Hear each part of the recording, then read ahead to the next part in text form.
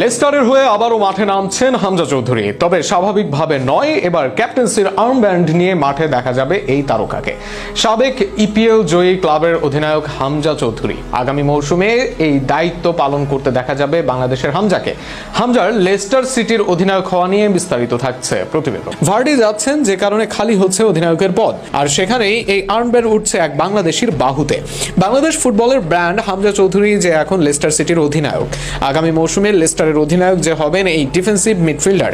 ভার্ডির মতো হামজারও যে লেস্টারের সঙ্গে টান শিকড়ে। বাংলাদেশের এই তারকা অবশ্য খেলেছেন ইংল্যান্ডের বয়স ভিত্তিক দলে মেডিসনের মতো তারকাদের সঙ্গে। সে সময় থেকে লেস্টারের সঙ্গে সম্পর্ক তার। 2005 সালে লেস্টারের যুব দলে যোগ দেন হামজা।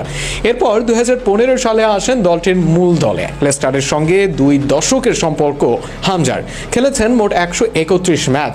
মাঝে লোনে ওয়াটফোর্ড, শেফিল্ডের মতো ক্লাবে খেললেও হামজার শেকড়টা যে লেস্টারে, যে কারণে অলিম্পিয়াকোসের অফার আসলেও যে ক্লাব ছাড়েননি হামজা। গত মৌসুমে দ্বিতীয় বিভাগ লিগে শেফিল্ডের হয়ে দারুণ পারফরমেন্স করেন হামজা চৌধুরী। এর আগের বছর চ্যাম্পিয়নশিপে ছিলেন লেস্টারের তরুপের তাস। যদিও গত মৌসুমে এই তারকাকে ব্যবহার করতে পারেনি লেস্টার, ফলে ইপিএলে বেশি দিন থাকা হয়নি তাদের।